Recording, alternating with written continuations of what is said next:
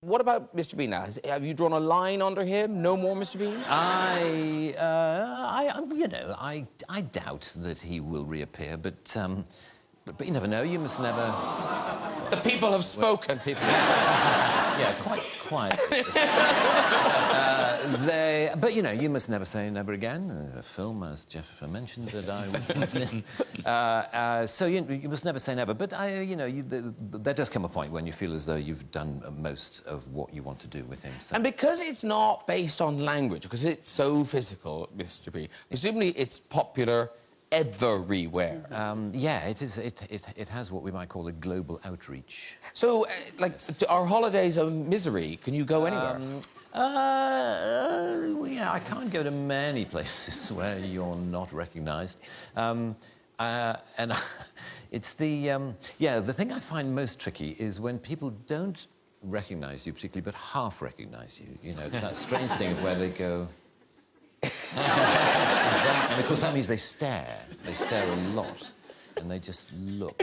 You're sort of feeling, I wish that person wouldn't stare at me. So, I'd rather just, hold up a flag saying yes, yes, it's me. A few years ago, there was I was in a Land Rover parts department near Peterborough, the kind of place you find me on most Saturdays. And we're waiting for car parts. And car parts, guys hang around a lot because, to get a part, the guy has to go half a mile to the back of the warehouse and then come back again, and he brings it back. And he says, this is a left-hand one. Oh, you wanted a right-hand one? Sorry, I'll go. And back he goes, and it takes forever. Anyway, I was standing around with a group of guys, and I could see this guy doing that. And he came up to me after a while, and he said, "Excuse me, has anyone ever told you that you're the absolute spitting image of that Mr. Bean?" And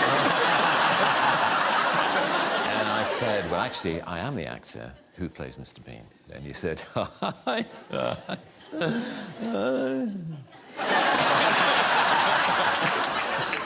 bet you wish you were." And there followed this bizarre conversation in which the more I tried to claim that I was the person whom he thought I merely resembled, the less he believed me.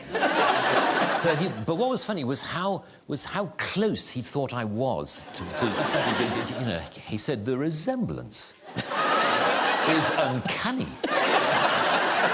Have you ever thought of doing any, look-alike work, like, stag nights and hen nights? You can go along as Mr. Bean. And I said, "No." And he said, "Because you can make an absolute fortune."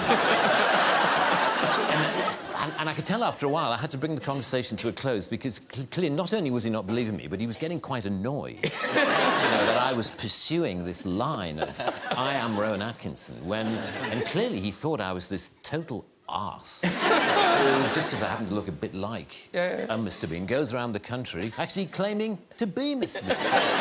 What a twat.